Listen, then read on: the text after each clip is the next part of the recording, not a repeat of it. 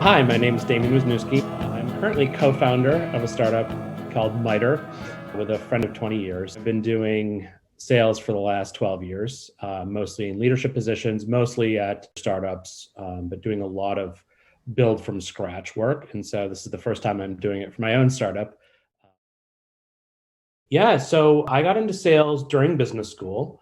That's not the standard path, but to each his own. And it became very clear to me during the first week that I was going to stay in tech. And so I told myself, okay, let's learn the things I don't know, things like finance, things like marketing, and specifically something that I had no clue about, which was sales. And so I ended up being part of several like clubs and organizations that were sales focused at Sloan because it's a very entrepreneurial school. And then I also accidentally bought the school t-shirt stand. I told my core teammate Shintaro that I'll be an owner if I could do the custom sales.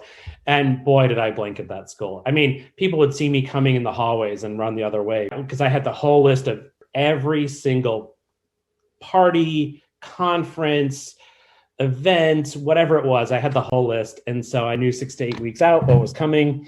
I knew who was in charge of it. And they knew I was coming for them. So that was pretty exciting and fun. And I said, oh my gosh, I could do this for real. It took me 5-6 months, but I talked LinkedIn into giving me my very first AE1 job. Since then, I've built some orgs from scratch. I've built some orgs from a couple existing reps, but just a lot of the nuts and bolts of how do I take this product and this company and figure out who's going to buy it, how the company can support it, and what different strategy this situation is going to require. They should definitely have sales experience. I mean, boy, just basic prospecting, ability to understand what it is that you're selling, understand what it is that folks may be looking for, and understand how to handle rejection.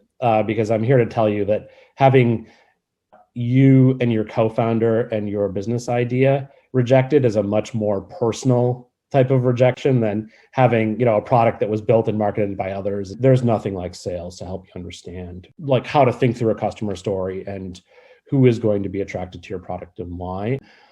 It never ceases to amaze me how many people go through the process without doing that thought, and it's so important. So yeah, customers come to the table with more and more information.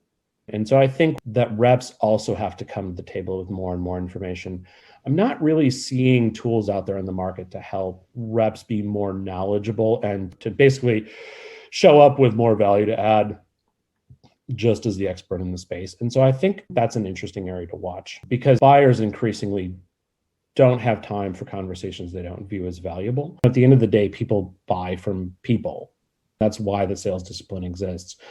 And if people aren't allowed to be human and be helpful and show up empowered with the knowledge that they need to guide buyers, because as much research as I feel like I've done as a buyer, I'm never going to be as knowledgeable as the person who spends all day, every day selling against their competitors. And I really crave that, right? I've learned as a sales professional to respect that expertise. And so I would like to receive it in return. And I think some of the new tools that we're seeing in the market are very effective in certain ways, but they're putting kind of a wall between me and the seller. And I don't want that wall.